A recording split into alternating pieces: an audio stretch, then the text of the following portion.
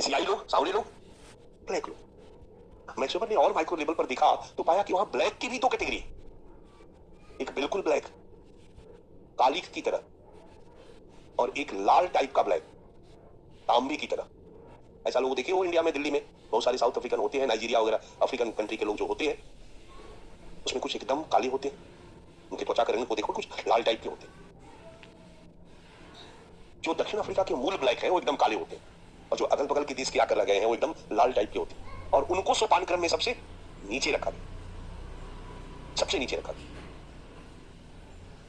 इस आधार पर, प्रजाति के आधार पर, त्वचा के रंग के आधार पर दक्षिण अफ्रीकी समाज में मैक्स वेबर ने प्रतिष्ठा और सम्मान में अंतर पाया। समझ में आ रहा है? और इस आधार पर अवसरों में भी अंतर पाया। इस त्वचा के रंग के आधार पर मैक्स वेबर ने देखा कि सोपान क्रम में ऊंच नीच का रैंक भी बना हुआ है। श्वेत एशियाई लोग, ब्लैक अफ्रीकी लोग और कलर पीपल, 4 स्तरों में बटा हुआ है। यही है प्रजाति स्तर। तो हम मैक्स वेबर के 4 स्तर की चर्चा कर देंगे और फिर एक लाइन लिख देंगे। बट मोटे तौर पर अगर देखा जाए तो त्वचा के रंग के आधार पर या प्रजाति के आधार पर 2 ही स्तर विद्यमान है, एक श्वेत और अश्वेत, ब्लैक और व्हाइट। ये कॉमन है, ये दुनिया के सभी समाजों में ऑलमोस्ट, ये हर जगह दिखाई देता है। अमेरिका में भी श्वेत और अश्वेत में असमानता दिखाई देता है। कानून बना करके भले दोनों को समान अधिकार दे दिया गया, बट व्यवहार में असमानता दिखाई देता है। आप देखते हो कि अक्सर उनमें लड़ाइयां भी होती रहती है। अक्सर निकलता है अखबारों में, न्यूज में कि वहां की अमेरिकी गोरे पुलिस वालों ने अश्वेत लोगों को टॉर्चर किया, मारा।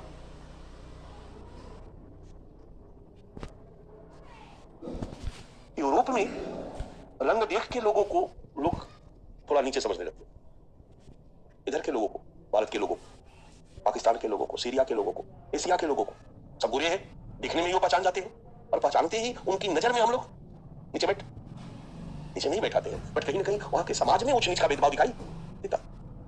हालांकि जब से मोदी जी प्रधानमंत्री बने हैं तब से इंडियन लोगों का थोड़ा कद बढ़ा है।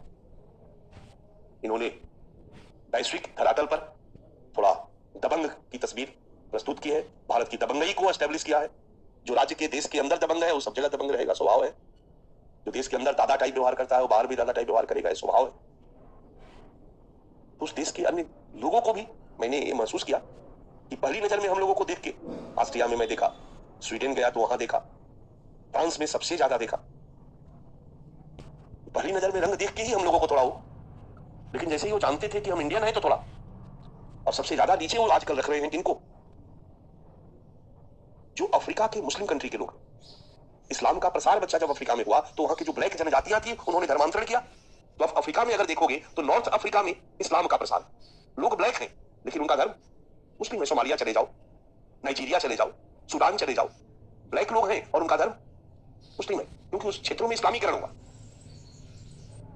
सऊदी अरब देख रहे हो ना मैप में, तो वहां से प्रवेश करना, मिस्र वगैरह में जाना कोई कठिन काम नहीं था, आसानी से स्प्रेड हुआ, लेकिन साउथ तक नहीं पहुंचा। इसलिए साउथ में जो ब्लैक थे वो जनजातियां थी, वो जनजातियां थी। और इस्लाम के प्रसार के बाद जब ईसाई धर्म अपना धर्म प्रसारित करने लगा तो नॉर्थ अफ्रीका में वो अपना इस्लामीकरण नहीं कर पाया, ईसाईकरण नहीं कर पाया, क्योंकि ऑलरेडी वहां ये लोग इस्लाम बन चुके थे, और जो इस्लाम बन चुका है उनको ईसाई बनाना बड़ा कठिन, क्योंकि इनमें अपने धर्म के प्रति कट्टरता ज्यादा होती। लेकिन जो जनजातियां थी उनको ईसाई बनाना बड़ा आसान था। इसलिए ईसाईकरण आप पाओगे कि साउथ अफ्रीका की कंट्रियों में, यानी अफ्रीका जो महादेश उसके दक्षिण वाले, मध्य से नीचे वाले में ईसाईकरण हुआ, तो साउथ अफ्रीका में भी ईसाई धर्म के लोग, बट है ब्लैक। और जो इधर से गोरे वाले चले गए वहां जाकर बस गए, एक लंबे समय तक उपनिवेश रहा, तो वहां पर कुछ गोरे लोग भी है।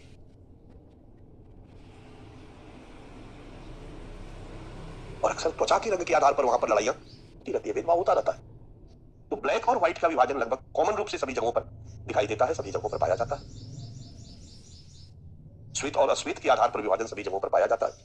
ये है प्रजातीय स्तरीकरण का रूप, यही है। फिर बारी आएगा इसके सामाजिक परिणाम की, परिणाम पे चर्चा करेंगे। सबसे पहले हम लोग हेडिंग डाल दिए हैं, नीचे लिखिए, क्योंकि वही बातें हैं रिपीट, इसलिए इसको हम लिखने नहीं जा रहे हैं। PDF notes.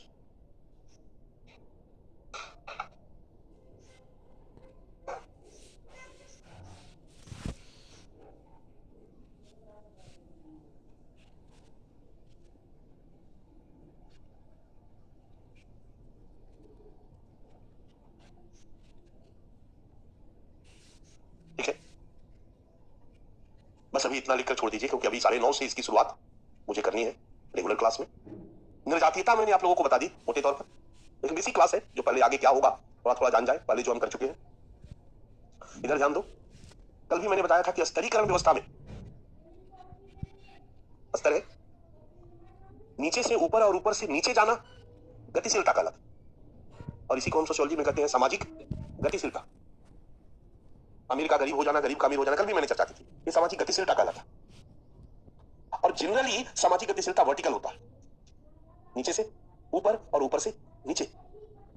जनरली सामाजिक गतिशीलता वर्टिकल होता, लंबवत होता।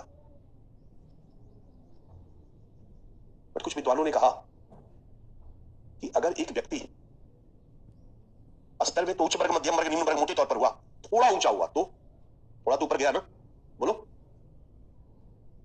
एक कंपनी में मैनेजर की नौकरी छोड़ा और दूसरी कंपनी में मैनेजर की नौकरी ज्वाइन किया 10,000 रुपया ज्यादा सैलरी पर, वो अमीर उच्च वर्ग में तो नहीं गया, मध्यम वर्ग है और मध्यम वर्ग में ही रह गया, पर थोड़ा तो ऊपर उठा ना, ये भी गतिशीलता ही है। बट इसको लोगों ने नाम दिया क्षैतिजीय गतिशीलता। So two type of social mobility, vertical, horizontal. एक कंपनी का इंजीनियर नौकरी छोड़कर दूसरी कंपनी में इंजीनियर के रूप में ज्वाइन करता, एक चपरासी दूसरी कंपनी में चपरासी के रूप में ज्वाइन करता, ये हॉरिजॉन्टल मोबिलिटी। लेकिन अगर चपरासी को लॉटरी की टिकट निकल गई और वो अरबपति बन गया, ये वर्टिकल है। और अरबपति दिवालिया हो गया, गरीब हो गया और उसको किसी कंपनी में चपरासी की नौकरी करनी पड़ी, वर्टिकल है। अपवार्ड, बाकी हर प्रकार का स्टेटस चेंज जहां व्यक्ति का स्तर परिवर्तन नहीं होता है, उस सब को कहा जाता है क्षैतिजीय गतिशीलता। अब थोड़ा सा इसके सामाजिक आयामों की चर्चा करें तो किसी भी समाज में सामाजिक गतिशीलता, पहले तो मेरा प्रश्न है,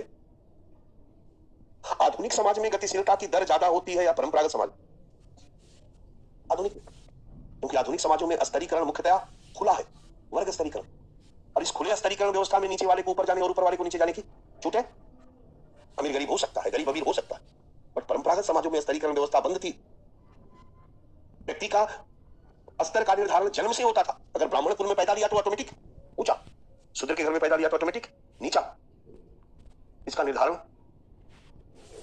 जन्मजात होता था, इसलिए वहां पर व्यक्ति अपने स्तर को परिवर्तित नहीं कर सकता। इसलिए परंपरागत समाजों में गतिशीलता की दर निम्न होती है और आधुनिक औद्योगिक समाजों में गतिशीलता की दर उच्च होती है।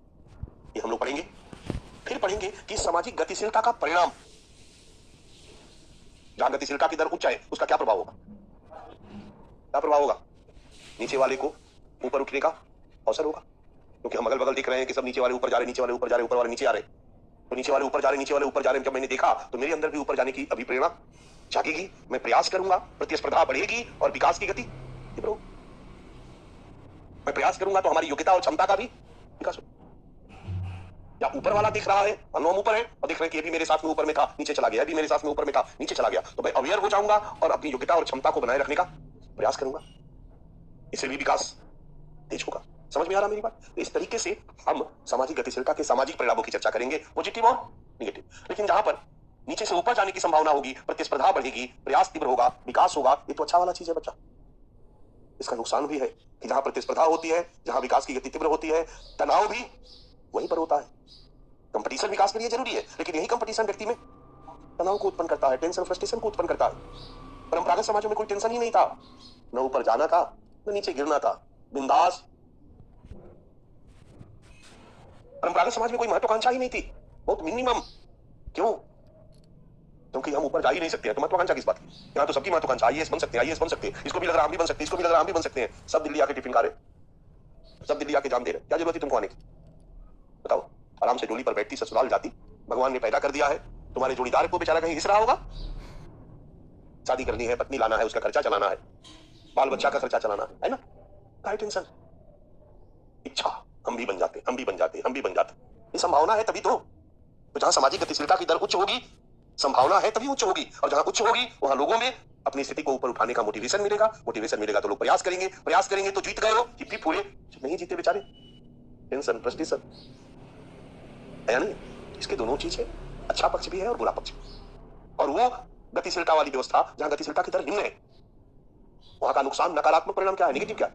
ये व्यक्ति को ऊपर उठने का अवसर नहीं मिलेगा, इसके चलते वो प्रयास नहीं करेगा, प्रयास नहीं करेगा तो अकर्मण्य बना रहेगा, निकम्मा बना रहेगा। ऊपर वाला बेचारा जानता है कि मैं कभी नीचे नहीं गिर सकता हूं, तो भी अपने स्टेटस को बनाए रखने का प्रयास नहीं करेगा, वो भी अकर्मण्य हो जाएगा, निकम्मा हो जाएगा, निष्क्रिय हो जाएगा। इससे विकास की गति ये भी होगी, ये नुकसान है। बट उसका लाभ क्या है? तनाव नाव नहीं होगा, आराम से बिंदास। समझ में आ रहा? तो हम लोग गतिशीलता के लाभ और हानि की चर्चा करेंगे, परिणामों की चर्चा करेंगे, और फिर इसी गतिशीलता में से कुछ अलग अलग टॉपिक भी हम निकाल के पढ़ेंगे एग्जामिनेशन के पॉइंट से। यही है हमारा सामाजिक स्तरीकरण और गतिशीलता का चैप्टर। गतिशीलता खत्म करते ही हमारा यूनिट खत्म हो जाएगा बच्चा। तो जो हमारे नए बच्चे हैं, जो नए बच्चे ज्वाइन किए हैं, उनको एक आउटलाइन में दे दिया, और मैं उम्मीद कर रहा हूं कि उनको कोई दिक्कत हो रही है क्या? 9:30 की क्लास से कोई दिक्कत हो रही है? अब तो समझ में आ रहा, क्योंकि मैं 8:30 से 9:30 में आप लोगों को 9:30 के बाद वाली सारी चीजें बता दे रहा हूं, और एक आइडिया भी मैंने आप लोगों को दे दिया। डन? चाहे दीजिए। एक दिल्ली का मैनेजर बॉम्बे में जाकर किसी कंपनी में मैनेजर बन जाता, रहा मैनेजर ही ना, थोड़ा बहुत स्टेटस बदल गया, मान लो इंजीनियर है मैनेजर बन गया, ऊपर तो नहीं गया। यहां पान का दुकान था, वहां जाकर के चाय का दुकान खोल दिया, सही रहा? बोलो। मतलब निम्न वर्ग से मध्यम वर्ग या उच्च वर्ग में नहीं गया, वही का वही रहा, थोड़ा तो गया। इसलिए सामाजिक गतिशीलता लंबवत ही होती है, बट सामान्य तौर पर थोड़ा बहुत वाली को हम, यानी स्तरीकरण व्यवस्था में जब स्तर परिवर्तन नहीं होता है, एक ही स्तर में थोड़ा बहुत ऊपर नीचे लंबवत है तो उसको हम क्षैतिज कहते हैं, और ज्यादा लंबवत है मतलब स्तर परिवर्तित हो गया तो उसको हम, यही है सामाजिक गतिशीलता। तो जो भी हमारे नए बच्चे हैं, अब इस क्लास के ट्रैक को पकड़ लिए, उनके लिए 4 फाउंडेशन क्लास अलग से है जो उनके ऐप पर पड़ा हुआ, ठीक है? केजीएस के ऐप पर, केजीएस के बच्चों का जो हमारे ऑनलाइन से जुड़े हैं वहां पर फाउंडेशन क्लास पड़ा हुआ है। दीक्षांत के बच्चों का दीक्षांत के ऐप पर जो ऑनलाइन में जुड़े हुए हैं वहां पर फाउंडेशन क्लास पड़ा हुआ है। वो फाउंडेशन क्लास वो जाकर के देख लेंगे, रात में कभी भी खोल करके देख लें, वो सबको एक्सेस मिला हुआ है, ओपन है। इससे क्या होगा कि और आपका बेस मजबूत हो जाएगा। आई रिपीट, दोनों ऐप पर फाउंडेशन क्लास पड़ा हुआ है सोशियोलॉजी के सेक्शन में, वहां पर जाकर के उस फाउंडेशन क्लास को आप देख लेंगे, और देखने के बाद आपकी स्थिति मजबूत हो जाएगी। क्लियर? अब हम लोगों को 8:30 से 9:30 क्लास करने की जरूरत नहीं है।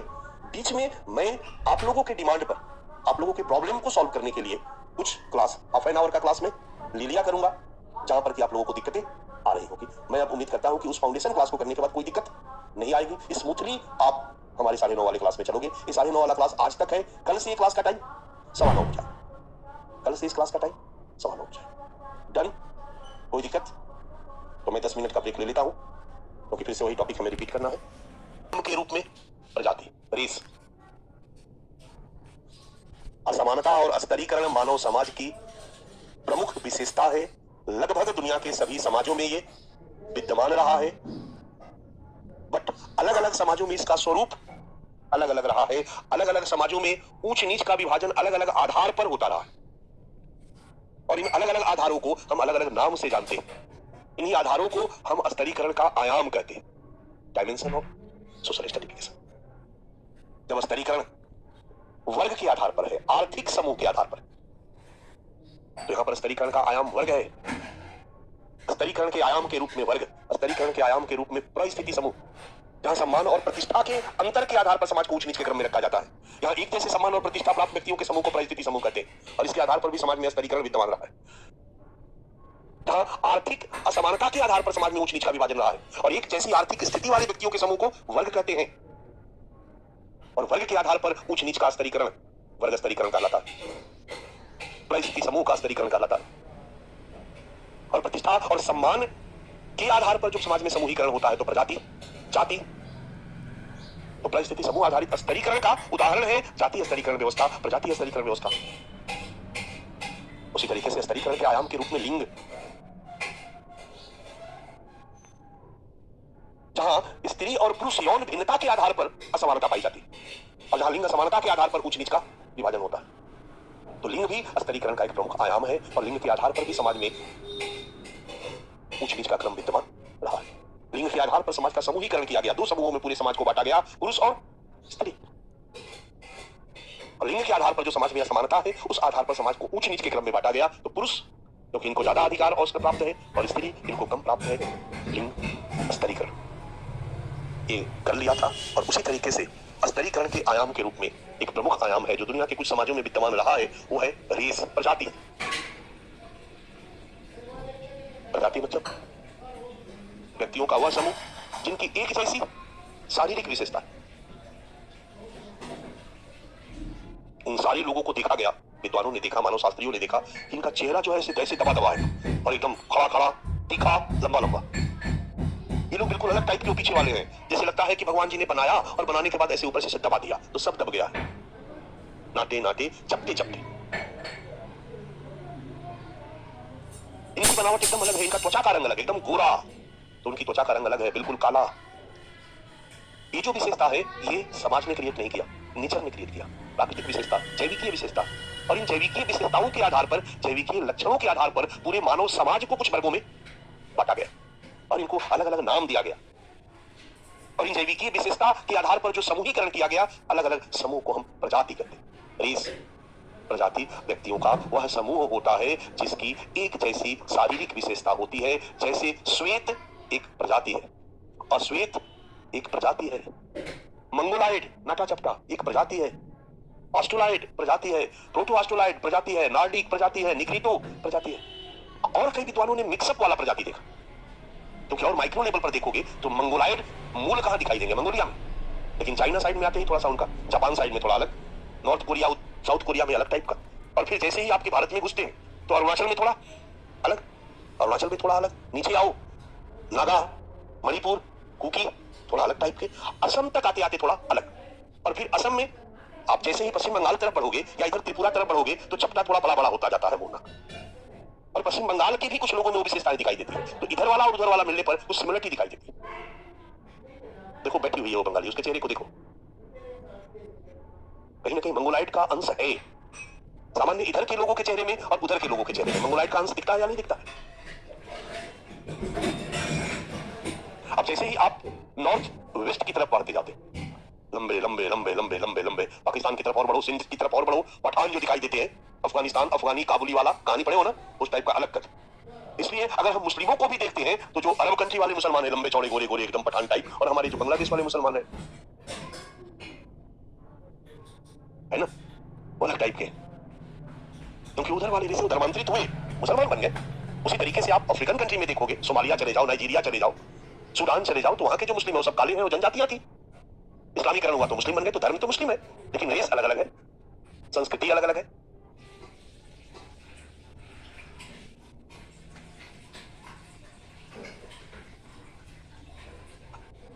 मैं देख के बता देता हूं कि अरुणाचल की है कि असम की है, नागालैंड मणिपुर की है कि त्रिपुरा की है। त्रिपुरा में बंगाली टाइप के लोग ज्यादा मिलेंगे, मतलब बंगाल के लोगों का जो कद काठी है और त्रिपुरा के लोगों का।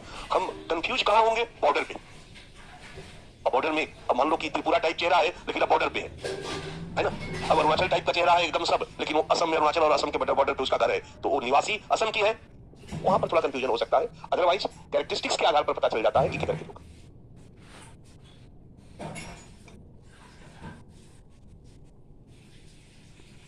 ये है प्रजाति, क्लियर है ना।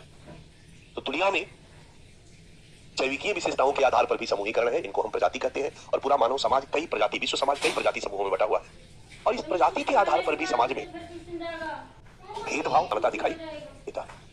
इस प्रजाति के आधार पर भी समाज में ऊंच नीच का विभाजन दिखाई देता है। और ये सामान्य तौर पर विभाजन दो भागों में है, क्योंकि जनरली मंगोलाइड, ऑस्ट्रोलाइड में उतना ज्यादा प्रजातीय विभाजन कठोरता से नहीं है, लेकिन सबसे ज्यादा दिखता कौन है? हालांकि वहां पर है थोड़ा बहुत लड़ाई झगड़ा है, रेस के आधार पर लड़ाई झगड़ा है। एक दौर था जब नॉर्थ ईस्ट में हमारी तरफ के भारत के लोगों को बड़ा दुश्मन टाइप माना जाता था। असम माता पहले, भारत माता बाद में, जब रीजनलिज्म आपके असम में उभर कर सामने आया था।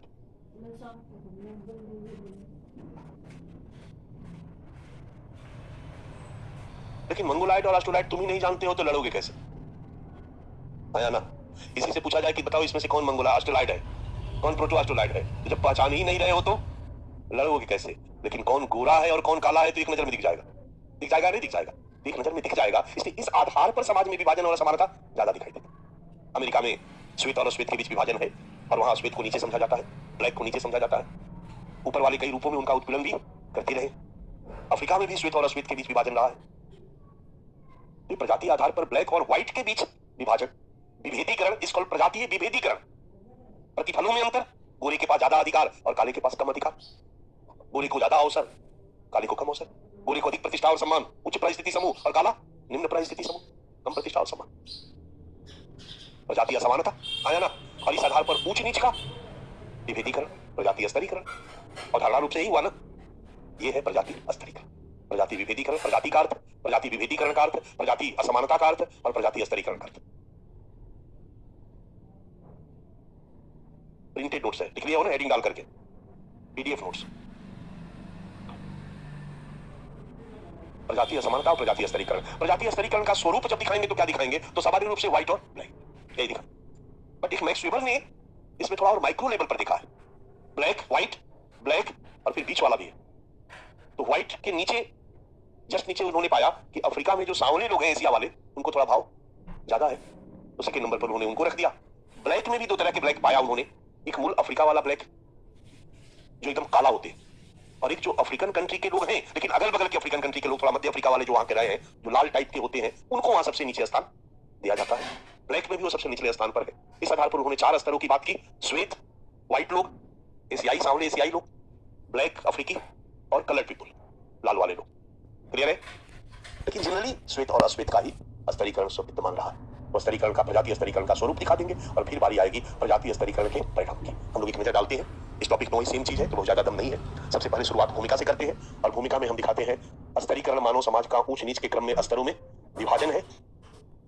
लिख देंगे, दुनिया के अलग अलग समाजों में स्तरीकरण के अलग अलग आयाम रहे हैं। उन आयामों में प्रजाति एक प्रमुख, या हम दूसरा लाइन भी लिख सकते हैं कि स्तरीकरण बहुआयामी व्यवस्था है। इनमें प्रजाति एक प्रमुख आयाम है। पीछे लिखते आए हैं, सामाजिक स्तरीकरण मानव समाज का ऊंच नीच के क्रम में स्तरों में विभाजन है। इसका स्वरूप बहुआयामी होता है, जिसमें प्रजाति भी एक प्रमुख आयाम। सामाजिक स्तरीकरण के आयाम के रूप में प्रजाति का अर्थ, रेस का अर्थ, समान शारीरिक विशेषताओं के आधार पर निर्मित व्यक्तियों के समूह को हम प्रजाति कहते हैं। एक जैसी जैविकीय विशेषता रखने वाले व्यक्तियों के समूह को हम प्रजाति कहते हैं। एक जैसी शारीरिक विशेषता रखने वाले व्यक्तियों के समूह को हम प्रजाति कहते हैं। जैसे अश्वेत, श्वेत, नॉर्डिक, निग्रिटो, मंगोलाइड, ऑस्ट्रोलाइड, प्रोटो ऑस्ट्रोलाइड, कई और कितने हैं, ये सब विभाजन आपको जानना चाहिए। हमारे मानव शास्त्रियों में रणजीत गुहा है, जिन्होंने भारत के में रहने वाली जनसंख्या को प्रजाति समूहों में वर्गीकृत किया है कि भारत में किस किस प्रजाति के लोग रहते हैं, इधर रहते हैं। क्लियर है? ये हम लोग जीएस में भी पढ़ते हैं। जीएस में जब हम इंडियन सोसाइटी पढ़ते हैं तो उसमें है डाइवर्सिटी इन इंडिया, एक टॉपिक है, वहां पर हम प्रजातीय रेशियल डाइवर्सिटी पढ़ते हैं। ज्योग्राफी भी जब आप लोग पढ़ोगे तो वहां पर भी प्रजाति आपको पढ़ना होगा, भारत का प्रजातीय स्वरूप। डन? यही है प्रजाति। प्रजाति विभेदीकरण और प्रजातीय असमानता। बताइए, प्रजाति के आधार पर जब काम का बंटवारा किया जाता ये प्रजाति विभेदीकरण कहलाता है। अब ज्यादातर काम को बांटते समय ही समाज अगर श्वेत लोगों का डोमिनेंसी वाला है, और ज्यादातर डोमिनेंसी उन्हीं की नहीं है, यहां तक कि वो दक्षिण अफ्रीका में भी जाकर अपनी डोमिनेंसी को स्थापित करने में सफल रहे हैं। लंबे समय तक उन्होंने वहां पर शासन किया। इसलिए सारे महत्वपूर्ण कार्य श्वेत ने अपने पास रखा, और अश्वेत लोगों को कम महत्वपूर्ण कार्यों को दे दिया करने को, इसलिए कि वो क्यों दिया? इसलिए कि वो अश्वेत है। ये जो विभाजन किया गया काम का ना, वो रंग के आधार पर किया गया, त्वचा के रंग के आधार पर किया गया। ये प्रजाति विभेदीकरण कहलाता है। ध्यान रहेगा। और जब प्रजाति के आधार पर, त्वचा के रंग के आधार पर प्रतिफलों में अंतर किया गया, श्वेत लोगों को ज्यादा अवसर, अधिकार, प्रतिष्ठा, सम्मान, और अश्वेत को कम अवसर दिया गया, बहुत सारी चीजों से वंचित कर दिया गया। इन लोगों को दक्षिण अफ्रीका में ट्रेन में चढ़ने की अनुमति नहीं थी। आपको याद होगा, गांधी जी को ट्रेन से गोरे लोगों ने फेंक दिया था। वंचित कर दिया जाता है अधिकारों से, अवसरों से। प्रतिष्ठा और सम्मान इनको निम्न प्राप्त होती है। इसको क्या कहते हैं? प्रजाति असमानता। प्रजाति असमानता। और प्रजातीय असमानता के आधार पर जब समाज में ऊंच नीच का क्रम बनाया जाता है, जहां टॉप में वे लोग जिनको ज्यादा अधिकार, प्रतिफल, प्रतिष्ठा मिला हुआ है, श्वेत, और बॉटम में जिनको कम मिला हुआ है, अश्वेत, तो पूरा अफ्रीकी समाज स्तरों में बट जाता है। इसको हम प्रजाति स्तरीकरण कहते हैं। तो प्रजाति विभेदीकरण क्लियर है, प्रजाति असमानता क्या कहलाता है कंसेप्ट के रूप में क्लियर है, और प्रजाति स्तरीकरण क्या कहलाता है कंसेप्ट के रूप में क्लियर है। बड़ा ध्यान में तीनों रखना चाहिए, विभेदीकरण, असमानता और स्तरीकरण। क्योंकि प्रश्न जो पूछा है कंसेप्चुअली फंसा करके एक आध प्रश्न है ऐसा, वहां पर आप फंसो नहीं। प्रश्न पूछा है कैसे प्राकृतिक असमानता, एक प्रश्न मैंने दिखाया था ना, स्तरीकरण के रूप में तब्दील हो जाती है। ये हमें ध्यान में रखना होगा।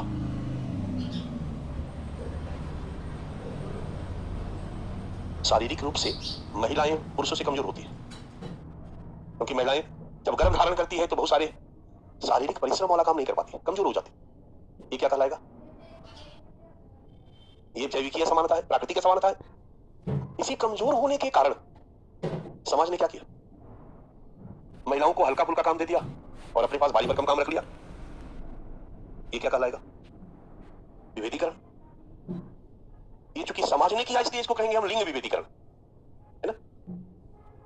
चलो भाई, मुझे घर का काम करवाओ, अपने बाहर का काम करो, बट अधिकार अवसर बराबर दो। पर समाज ने नहीं दिया। पुरुषों ने अपने पास सारे अधिकार रख लिए कि भाई हम बाहर का काम करते हैं, भारी भरकम काम करते हैं, और महिलाओं को इन अधिकारों से वंचित कर दिया। समझ में आ रहा है? तो अधिकारों से, अवसरों से, इन सब चीजों से वंचित न करना, प्रतिफलों में अंतर करना, क्या कहलाएगा? असमानता। तो लिंग विभेदीकरण, लिंग असमानता, और फिर प्रतिफलों में अंतर के आधार पर जब हम ऊंच नीच का रैंकिंग करते हैं तो सोपान क्रम में ऊपर कौन चला जाता है? जिसके पास ज्यादा मिला हुआ है। कौन? पुरुष। स्त्री नीचे। ये क्या कहलाएगा? अस्त्री। तो कैसे एक प्राकृतिक असमानता स्तरीकरण में तब्दील हो जाती है? तो जब प्राकृतिक असमानता के आधार पर प्रतिफलों का असमान वितरण होता है ना, और जब प्रतिफलों के असमान वितरण के आधार पर समाज को ऊंच नीच के क्रम में सोपानीकृत कर दिया जाता है और समाज स्तरों में बट जाता है, तो ये सामाजिक स्तरीकरण है। और इसी तरीके से प्राकृतिक असमानता सामाजिक स्तरीकरण में तब्दील हो जाती है, और करने वाला कौन है? समाज। इसलिए स्तरीकरण समाज करता।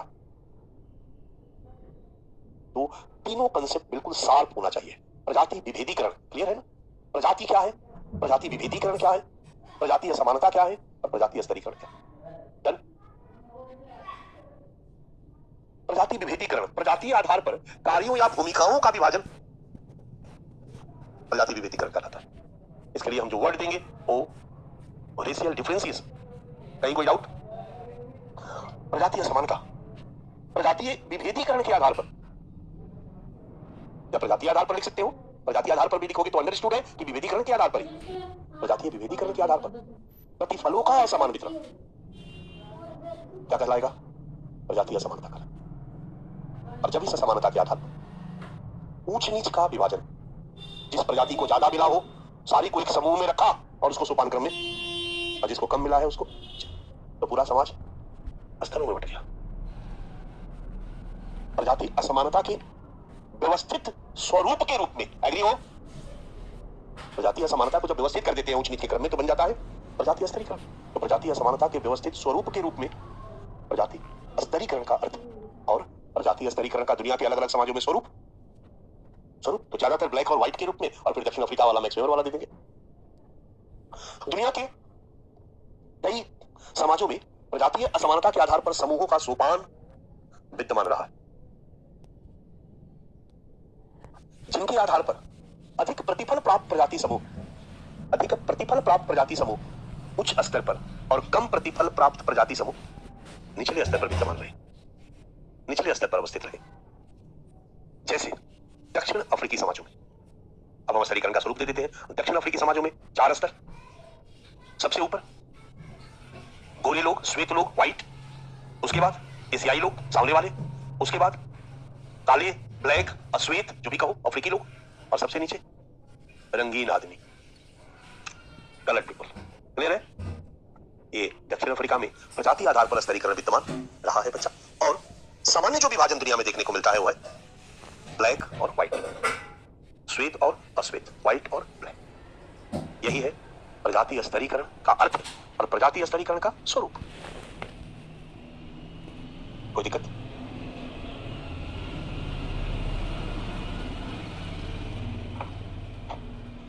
देखो, टॉपिक को छू कर निकलने पर बड़ा आसानी से समझ में आता।